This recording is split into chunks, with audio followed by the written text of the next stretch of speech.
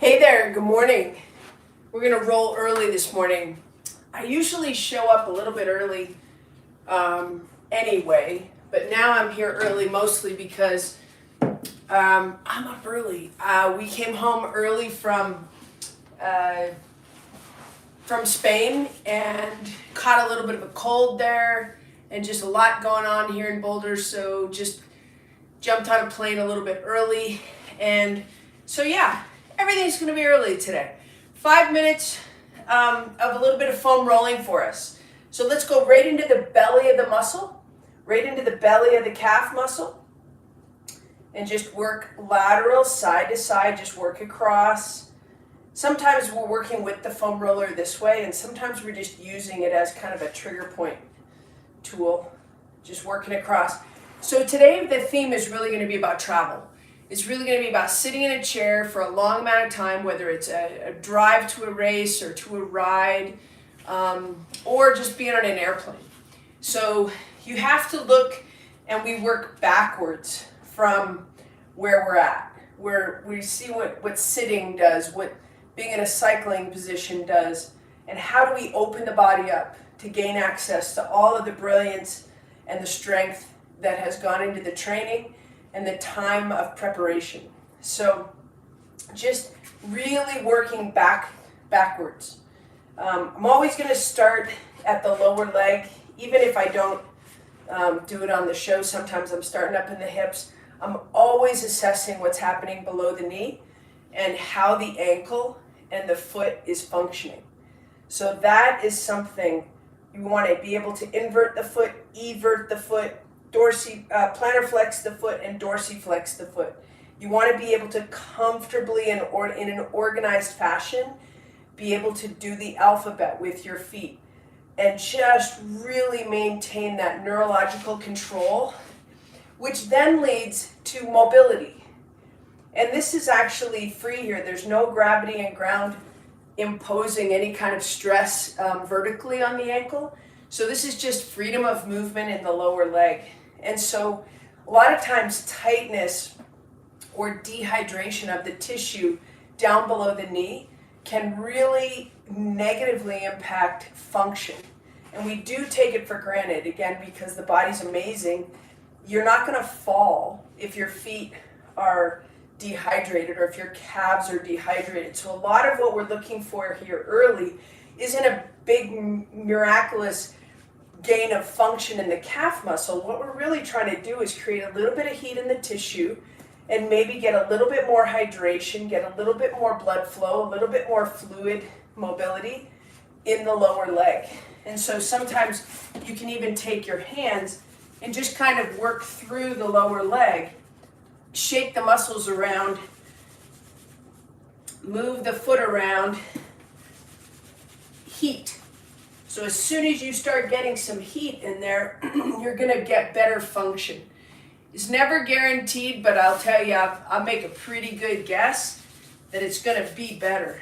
So working through your hands, a little bit of friction on the front side, where it's difficult to foam roll a lot of times, and you don't have to foam roll. This is just a tool. Like, we can use this to create heat along the tibia and get more tissue gliding between the bone and the skin. So sometimes we can just take that foam roller and just use it to create heat.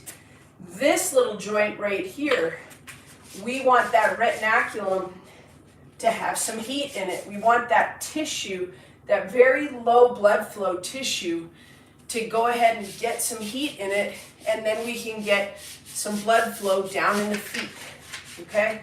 So always really starting at the lower leg is a pretty good idea. So welcome to Mobility Monday. Let's go ahead and start just getting the pelvis into the right position. So let's start that by just grabbing both knees into the chest. Pull those knees nice and tight. You might even pull that sacrum off the ground a little bit. And you just want to hold that in one position. And let's go ahead and just take 5 deep breaths. Hold 2 knees to your chest. Expand the rib cage, breathe into your back.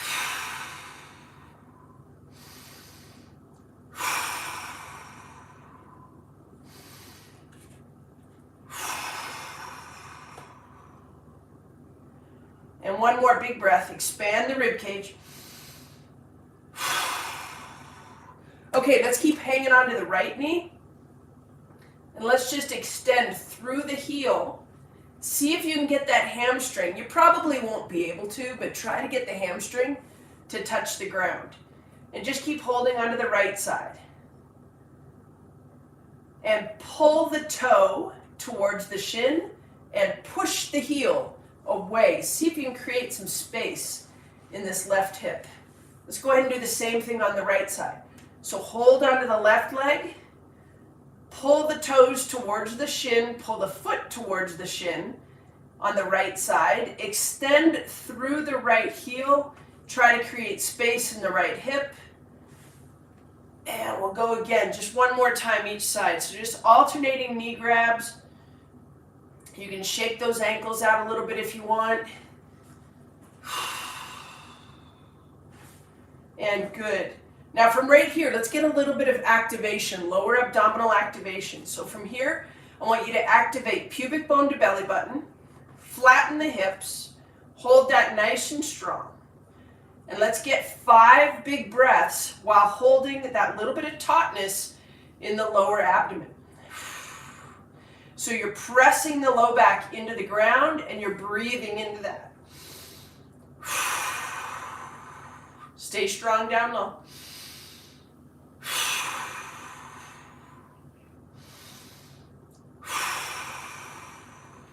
2 more big breaths.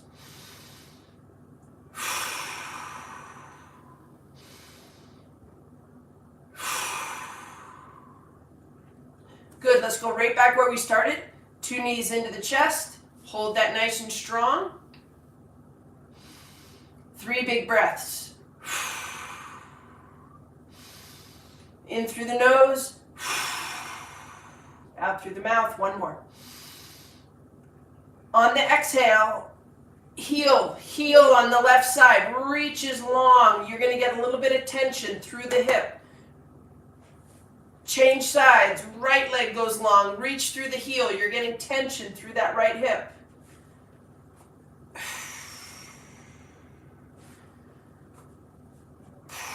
Trying to hold the low back strong into the ground. Good. And good. It's easy to take these things for granted because they're simple, right?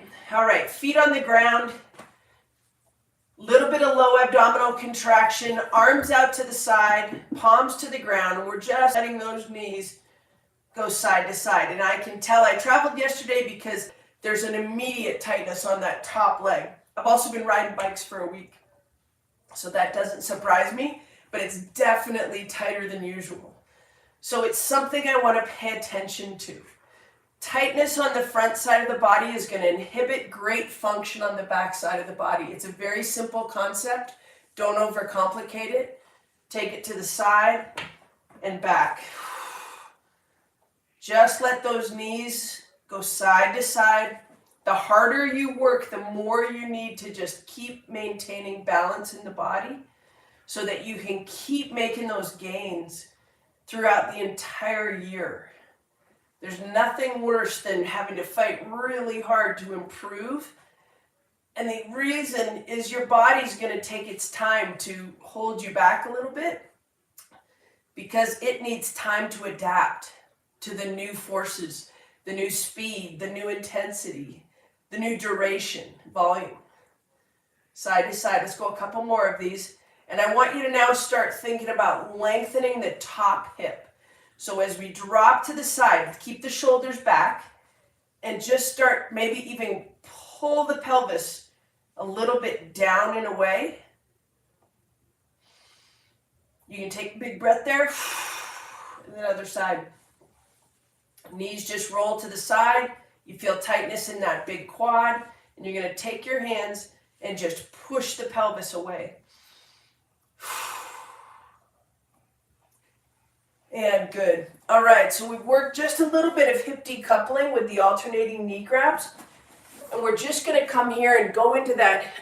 This is traditionally been called the prisoner position. I'm starting to give it a new name. I call it double arm relax. So this would be a single arm relax. This would be a double arm relax. So we're just going to go ahead and take the hands, and if your chest is tight, you're going to be able to see your elbows. And I just want you to go ahead and take those elbows and pull them apart. Squeeze your shoulder blades together in the back, and then bring them all the way to the front and touch the elbows together. Okay, so open them up, squeeze the shoulder blades together, and then touch the elbows. 3, 2 more, 4, and 5. And then look at what's happening here. As my elbows come together, I also drop, and I get a little bit of a forward flexion of the spine. That's not surprising as well, but it is something we want to pay attention to, and it tells us that if we go into that double arm relaxed position and we can see our elbows, chances are very good that the front side of the body is a little bit closed down, and we want to open it up. So you get these little cues and clues along the way.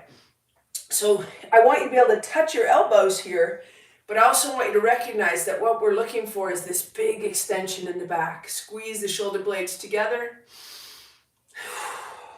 and touch the front. 2, 3, good. 4, good. And 5, and good. All right, shake that out just a little bit. We're going into the half kneeling position where we've been kind of living a little bit. Right knee down, right arm is going to go as high as you can get it. So right here, we're sinking knee over toe on the left, big reach on the right. Right there. We're going to inhale as we add load to the front side of the body. Big inhale here. And then exhale. Big inhale.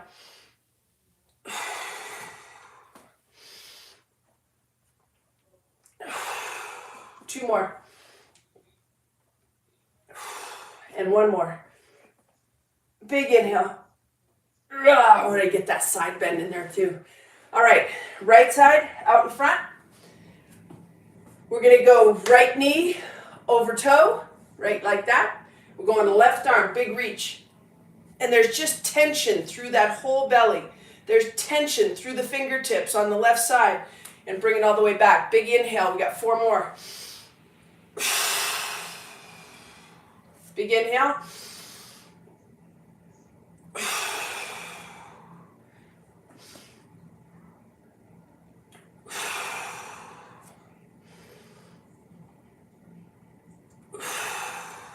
One more. Big inhale. And good. All right, so going back to the double arm relaxed position. And the first thing we're going to do, and I'll just kind of come at you right here, is we don't want any movement to the lateral side of the lead leg. So we're going to rotate towards, so we're going right elbow towards left knee, but we don't want any lateral translation of the left knee.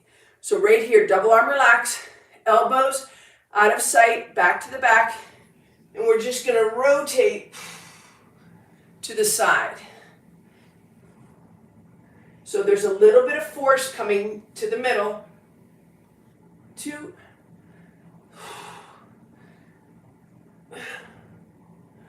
3, 4, and 1 more. And 5. Okay, same thing other side. Got a little bit of force coming in from the right knee to the midline as we go double arm relax, rotating to the right. Right leg kind of functions in and come back. 2, Elbows back. 3, 4, and one more. And 5. Okay, awesome. Let's take that into a half kneeling, lateral half kneeling, and we're just going to mobilize forward and back from this position. So we're going to spread the fingertips, put the hands directly under the shoulders, push the hips back, and then glide to the front. We'll just do 5 of these. 2. Really like this half kneeling lateral position because it really starts to lengthen and address adductors.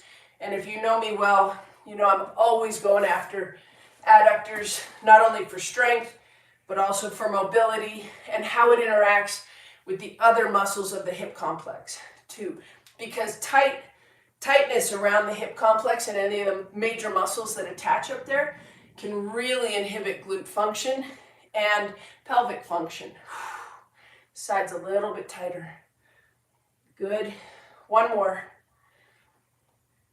And good. All right, staying in that half kneeling position. We want to have the foot on the ground here.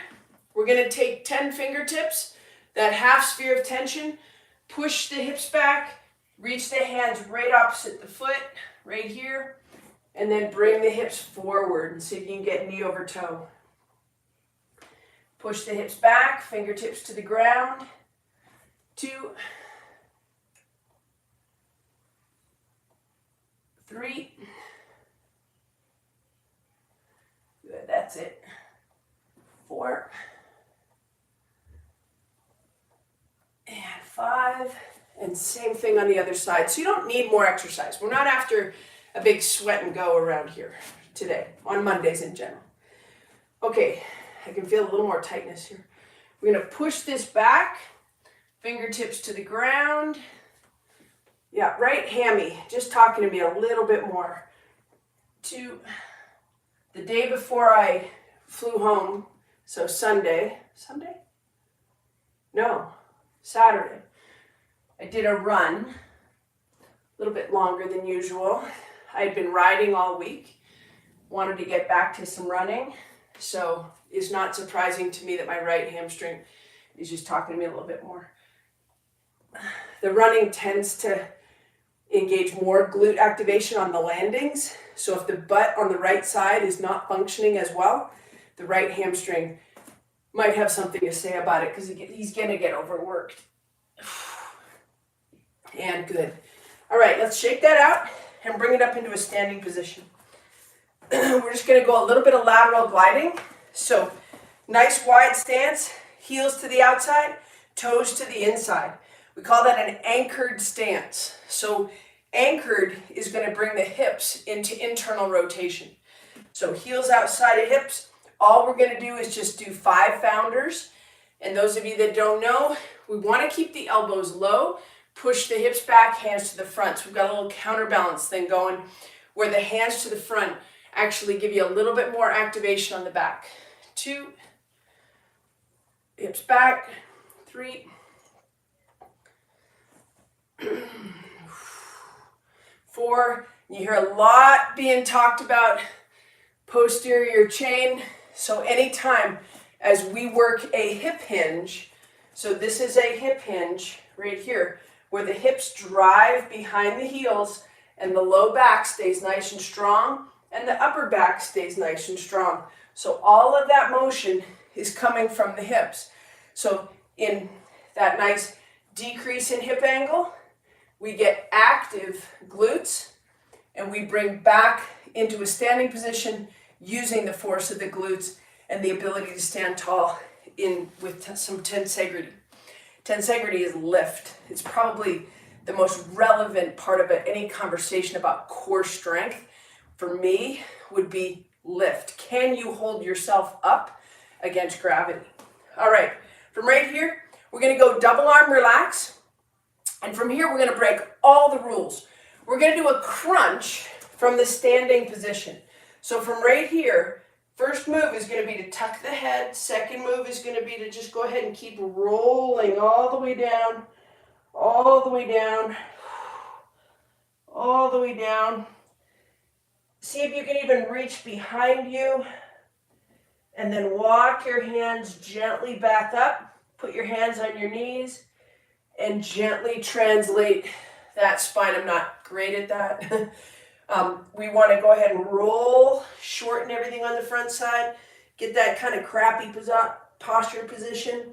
Hands behind your head just to add a little bit more load. Drop, drop, drop, drop, drop. Put your hands behind your heels. Walk the hands all the way back up. And then segmenting it all the way back up. I'll do a better job this time. Still rounded, still rounded. Still rounded. Starting to open up from the front side. Coming all the way up. Might as well finish it with a big reach and extension. Let's go one more time. So the first thing we're going to do is tuck the chin.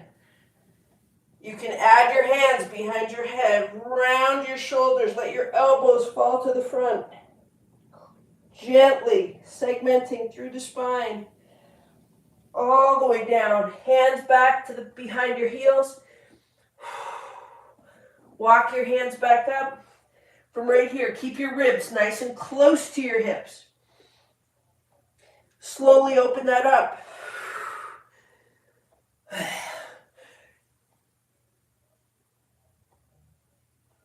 And hands all the way up. All right, good. Let's take it onto the ground one more time. Just want to take you through a very simple bridging series, just to kind of finish, get a little bit more glute activation. You know, there's just so much. I spent too much time on social media sometimes because I get so frustrated that everybody wants to sell strength and conditioning and mobility and make it all very, very complicated. And I just want to tell you, it doesn't have to be complicated. It just needs to be consistent. So as long as you have the fundamentals in place, a good pelvic position, hips that can be decoupled, a nice mobile thoracic spine, ankles that move and feel good, I think you can just stick to a very simple, consistent program, which is why I just keep showing up on Mondays, right? So from right here, let's get that little bit of pubic bone to belly button activation. Turn your toes towards the midline. Let's anchor the feet a little bit. That's going to put a little more emphasis on the inner thigh.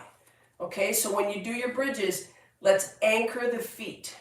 All right, from right here, we've got nice flat back. We're just going to lift the hips. And as the hips come up, we just give a little bit of an active squeeze of the butt. And as we come down, you want to drop the sacrum, touch the low back to the ground first, and we maintain that low level activation of the TVA, transverse abdominals. Bring those hips up nice and tall and long. Get long through the hips here.